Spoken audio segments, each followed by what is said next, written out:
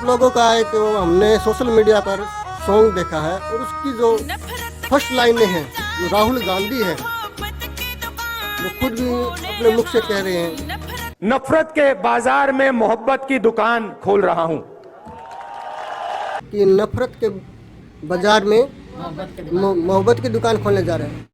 नफरत के बाजार में मोहब्बत की दुकान खोले रहा हूं। नफरत के बाजार में मोहब्बत की दुकान खोले रहा हूं।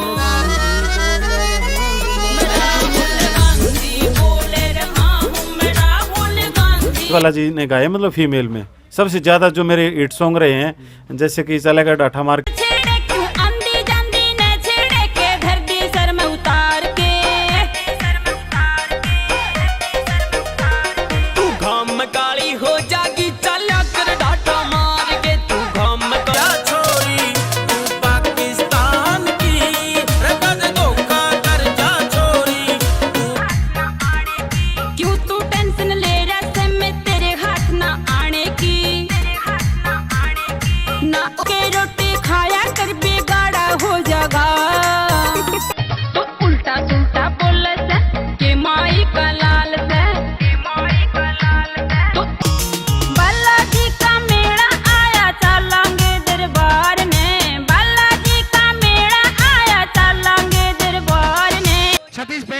डाठा मार के गाना लिखा राज मावर जी और राजबाला नागर जी, जिन्होंने ये गीत गाया। तीनों स्टेज पर पुका दो जी। और इस गीत के जो मॉडल है दिव्या शाह और आकाश जी स्टेज पे आएंगे। दिव्या शाह और आकाश, दिव्या शाह और आकाश। तो हरियाणा का शायद ही कोई बड़े लेवल का ऐसा सिंगर हो जिसने हमारे सॉन्ग नहीं गाए हो। मतलब फीमेल में जो सबसे ज़्यादा वो राजबाला जी ने गाए हैं, क्योंकि मतलब एक आपसी टोन भी है। और तो मैंने पहली बार इनको मतलब थोड़ा सा हौसला बढ़ा के माइक पकड़ा दिया। और उनके बाद में क्या हुआ, वो जो 2-3 सिंगर और थे या 5-7 जो और भी थे, इनको 1.5 बजन आता था सर। एक तो इन्होंने पूरा गा दिया और एक इन्होंने आधा गाया, लेकिन डिमांड इतनी कर दी वो सारे फ्लॉप हो गए। मतलब बार बार में जो एक डिमांड राजबाला जी को और गुआ यानी कि ये है कि मतलब इनका एक भजन और पूरा जागरण एक तरफ, इनका एक भजन एक तरफ। हाँ, लेकिन इनको और आता नहीं था। तो मैंने ये बोल दिया भाई, मैंने कहा जो इनको आता है ना 2 बजे। इससे पहले कभी माइक पकड़ा था मैडम आपने? नहीं सर, कभी भी ना पकड़ा था। और इतने पैसों की बौछार होगी, बस ये चकते रहे, पैसे इकट्ठे करते रहे सब। वो मेरा कौन सा सॉन्ग या भजन किया था आपने? सन 2014 में किया था। नहीं 14 में नहीं किया, कोकिला में किए थे ना पहले। अच्छा, रोहतक है वो जो फ्लॉप है ना, वो याद है मेरे को। नहीं फ्लॉप नहीं है, फ्लॉप नहीं बताना था। वो तो उतार चढ़ाव तो जिंदगी में होते रहते हैं। मतलब सबसे हिट भजन सॉन्ग बता दो आपका, जो आपको रिकॉर्ड ये बताएंगे, राजबाला जी बताएंगे। चल कर डट्ठा मार के पहला सॉन्ग मेरा ये होया था हिसार में, राजू पंजाबी ने करा था। उस दिन रिकॉर्ड किया था जिस दिन मोदी जी शपथ ले रहे थे पिछली योजना में।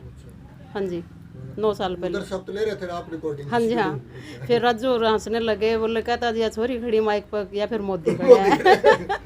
और लेकिन लड़की होते हुए सिंगिंग लाइन में, डांस लाइन में जाना मतलब जल्दी से कोई परमिशन नहीं देता घर वाला।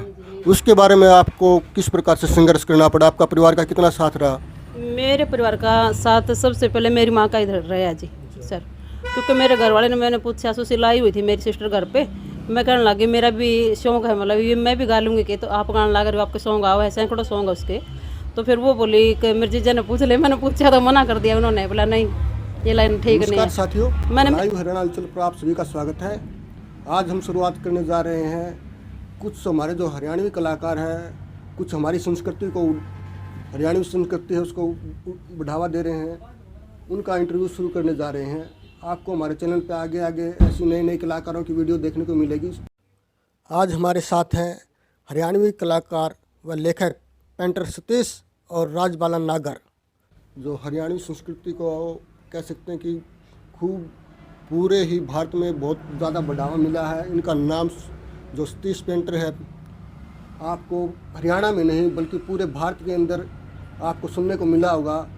कि पहले तो क्या होता था कि हमारे यहाँ जो डीजे बजते थे वहाँ पर केवल पंजाबी सॉन्ग या इंग्लिश सॉन्ग की डिमांड होती थी, लेकिन आजकल जो है पंजाब नहीं, उत्तर प्रदेश नहीं, बल्कि कह सकते हैं कि बम्बई में भी अगर कहीं पर डीजे चल रहा हो तो एक सॉन्ग हरियाणा का तो ज़रूर चलेगा। एक समय ऐसा था, चल रहा कर कौन सा सॉन्ग था जी वो बताओगे आप, वो डाठा मार के? सबसे पहले तो सभी दर्शकों को मेरी ओर से हाथ जोड़ के राम राम। सॉन्ग था सर वो तो गाँव में काली हो जाएगी चल के डाठा मार के। यो जो सॉन्ग हमने सुना था, पहला तो हमने डीजे पर खूब देखा है कि धूम मचा रखी थी, लेकिन हमने हमारे यार दोस्त जो बम्बई जा रहे थे और कितने जा रहे थे, वो बोले हमारे तो जो सोशल मीडिया का ज़माना आया कि हम इस गाने पर नाचे हैं, तो मतलब बम्बई में भी इन गाना ने धुम्मा ठा रखा था। कैसे कहा कि आज के दिन हरियाणा संस्कृति में जो सतीश पेंटर का जो नाम है, शायद हमें व्याख्या करना हमारा सूरज को दीपक दिखाने वाली बात होगी, और उसी कड़ी को आगे जोड़ते हैं। और हमारे साथ ये जो राजबाला नागर ये हमारे साथ हैं। सबसे पहले तो राम राम जी। राम राम जी। और आप लोगों का एक हमने सोशल मीडिया पर सॉन्ग देखा है, और उसकी जो फर्स्ट लाइनें हैं, जो राहुल गांधी हैं वो खुद भी अपने मुख से कह रहे हैं कि नफरत के बाज़ार में मोहब्बत की दुकान खोलने जा रहे हैं। ये हमने शिवानी के आसपास ये कुछ सॉन्ग सुना था। आपको सॉन्ग रिकॉर्ड करे कितने दिन हो गए, और उसके बारे में आप क्या कहना चाहते हो? इस सॉन्ग को रिकॉर्ड करे हुए शायद 13-14 दिन हो गए सर। और मेरे गुरुजी सतीश जी ने लिखा है, ये सतीश पेंटर शिवानी ने, इन्होंने लिखा है और मैंने गाया है इसको। हाँ जी। और पहली लाइन मेरे सॉन्ग की ये है, नफरत के बाजार में मोहब्बत की दुकान खोल रहा हूँ, नफरत के बाजार में मोहब्बत की दुकान खोल रहा हूँ, मैं राहुल गांधी बोल रहा हूँ, मैं राहुल गांधी बोल रहा हूँ। ये सर बहुत खूब। और हम सतीश जी से जान लेते हैं, आपको जो ये वर्डिंग मिले कहाँ से मिले हैं, और इसको लिखने में आपको कितना समय लगा? जो आज सोशल मीडिया में कह सकते हैं कि राजनीति में भूकंप मचा रखा है इसने। और राहुल गांधी ने जब ये वर्डिंग आपकी बोली है तो वो आपको कैसा लगा, और ये राहुल गांधी तक ये आपके वर्डिंग किस तरह से पहुंची, आप कुछ बता सकते हो? मैं ये बता दूँ सर, हमने 1 साल पहले सॉन्ग किया था कुमारी शैलजा जी का। तो जब हमने बहन जी का सॉन्ग किया तो उस समय मतलब काफ़ी तारीफ़ की उस सॉन्ग की उन्होंने, और उन्होंने ये कहा कि जी राहुल गांधी जी का और लिखो एक सॉन्ग। तो मेरे मित्र हैं राजीव शोराण जी एडवोकेट, तो उन्होंने कहा कि सतीश जी को बोलना कि एक राहुल जी का और लिखेंगे। तो मैंने 3 से 4 सॉन्ग और भी लिखे थे, मतलब अच्छे लिखे थे, वैसी बात नहीं। तो उसके बाद में राजीव जी मतलब थोड़े वकील भी हैं और समझदार भी हैं, ऐसी बात नहीं। तो उनका एक आइडिया था कि भी ऐसा सतीश भाई एक ऐसा सॉन्ग लिखो जो राहुल गांधी खुद बताए कि मैं हूँ ये। मैंने कहा ऐसा कैसे लिखें, मैंने कहा तारीफ में ही लिखा जाता है जो भी। अगर नहीं, फिर उन्होंने मेरे को एक उदाहरण दिया कि वो सॉन्ग आया था ना कि मैं हूँ डॉन, वो खुद ही बता रहा, कोई और नहीं बता रहा। मैंने कहा जी ये भी सही है। फिर हमने पहले मतलब दाएं बाएं से और भी जो चीज़ें थी वो लिखी। फिर उन्होंने कहा मैं कोई संदेश का ऐसा कोई सिस्टम लिखो जो जिससे भाईचारा ही बढ़े, ऐसे कुछ मतलब ये जो थीम है राजीव जी की है मतलब ये। तो फिर मैंने ये चीज़ें लिखी कि नफरत के बाजार में मोहब्बत की दुकान खोल रहा हूँ, मैं राहुल गांधी बोल रहा हूँ, ठीक है। तो ये चीज़ें हमने लिखी और लिख के हमने मतलब काफ़ी टाइम पहले रिकॉर्ड कर दिया इसको। और इसकी जो ऑडियो जो थी वेव फाइल जो होती है वो वेव फाइल हमने मतलब उनको दे दी, शैलजा जी को भी दे दी और मतलब और जो बड़े बड़े नेताएं थे उनको भी दे दी। तो मतलब वो राहुल जी के पास मतलब वो चली गई वो चीज़ें। सोशल मीडिया के साथ उनके गाड़ियों के ऊपर भी यही अनाउंसमेंट चलती होगी सॉन्ग की। हाँ ये मतलब सॉन्ग ये उसमें भारत जोड़ो यात्रा है, उसमें राहुल जी के आगे मतलब डीजे पे भी बहुत बजा है ये, और काफ़ी तारीफ़ भी की है। राहुल जी ने भी काफ़ी तारीफ़ की है कि मैं बहुत अच्छा सॉन्ग है, और शैलजा जी ने भी मतलब काफ़ी तारीफ़ की इस सॉन्ग की। और मेरे को ये भी बोला कि सतीश जी आप मतलब राजबाला जी को लेके और भी सॉन्ग करो आप। आपका काम था पेंटिंग का, ये लाइन चेंज कैसे हुई? सर देखो मैं आपको एक बात बताता हूँ, वैसे तो दोनों ही काम कलम के हैं सर। मतलब अगर हम पेंटिंग कर रहे हैं तब भी कलम से ही कर रहे हैं, और अगर लिख रहे हैं तब भी कलम से ही लिख रहे हैं। और ये दोनों इस शौक़ मेरे बचपन से रहे हैं। मैं बचपन से शौक, ठीक।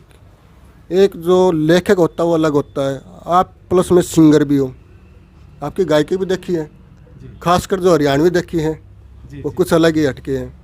और जितने भी मतलब आज के दिन जो पॉपुलर जो सिंगर है हरियाणा के, पंजाब के आसपास के जो भी हरियाणवी बोली से संबंध रखते हैं, शायद मेरे हिसाब से कोई ऐसा कोई सिंगर नहीं होगा जो पेंटर सतीश को नाम से वाकिफ ना हो।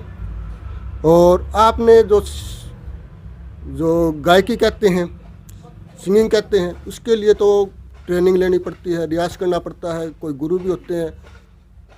और वैसे कलम तो पकड़नी तो हमको स्कूल में सिखा दी जाती है, लेकिन संगीत हमको सिखाया नहीं जाता। ये किसकी देन है? ये मैं आपको बताता हूँ सर, ये तो एक तो गॉड गिफ्ट होता है।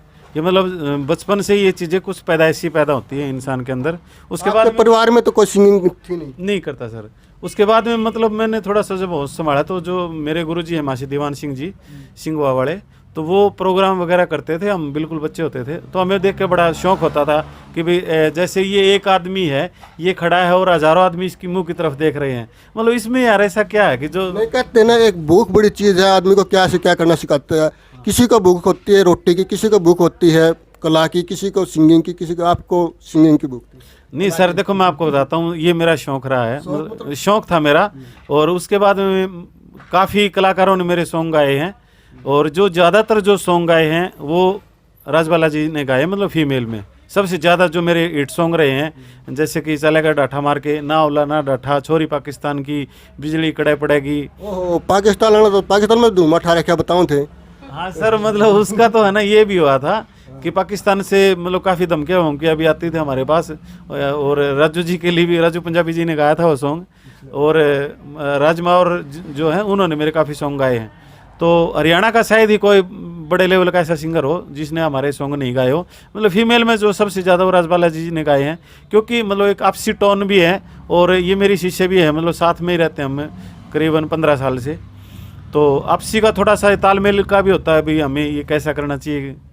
तो राजबाला जी नागर से आपका कैसे मतलब आपको पता कांटेक्ट हुआ? सर मैं मतलब किसी प्रोग्राम पे गया हुआ था, और इनकी जो सिस्टर है सुशीला नागर जी, मतलब मार्केट में अच्छा नाम है उनका भी, तो वो और ये दोनों साथ में आए हुए थे। तो इनको सिर्फ शौक था उस टाइम, मतलब देखने का मान लो या फिर गाने का मान लो, लेकिन स्टेज करते नहीं थे, ठीक है। और पहली बार इधर अपने गुरेरा गांव है, वो गुरेरा गांव में क्या हुआ कि मैंने इनसे पूछा, सुशीला से पूछा, मैंने कहा सुशीला ये कौन है? उन्होंने कहा जी मेरी सिस्टर है। मैंने कहा अच्छा गाती है ये कह रहे नहीं गाती नहीं, इसको शौक है सुनने का। नहीं 14 के नहीं, ये 10 के करीब, ये 10 के करीब की बात है। तो फिर मैंने ये कहा कि मैंने इनसे पूछा, मैंने कहा क्या नाम भाई तुम्हारा? ये कहा जी राजबाला। मैंने कहा गाती हो तुम? एक जी मैंने कभी गाया नहीं। मैंने कहा कोई नहीं, मैं स्टेज सेक्रेटरी था वहाँ पे। तो मैंने क्या कहा कि भी मतलब पब्लिक से कहा कि भी कलाकार ना है तो ज़मीन फाड़ के निकलता है ना आसमान से गिरता है, आप लोगों के बीच से ही कलाकार पैदा होता है। पब्लिक की जो जज है वो कलाकार की जो जज है वो पब्लिक है। तो फिर मैंने कहा भी आप लोगों के बीच से अगर कलाकार निकलता है तो ये जब तक जिएंगे तब तक याद रखेंगे कि मेरा उस गांव में प्रोग्राम हुआ था। मैंने कहा आप है ना जो मेरे 2 भजन है उनका नंबर काट देना अगर इनका अच्छा ना लगे तो मैंने पहली बार इनको मतलब थोड़ा सा हौसला बढ़ा के माइक पकड़ा दिया। और उनके बाद में क्या हुआ, वो जो 2-3 सिंगर और थे या 5-7 जो और भी थे, इनको 1.5 भजन आता था सर। एक तो इन्होंने पूरा गा दिया और एक इन्होंने आधा गाया, लेकिन डिमांड इतनी कर दी वो सारे फ्लॉप हो गए। मतलब बार मैं जो एक डिमांड राजबाला जी को और गुआ ये है कि मतलब इनका एक भजन और पूरा जागरण एक तरफ, इनका एक भजन एक तरफ। हाँ, लेकिन इनको और आता नहीं था।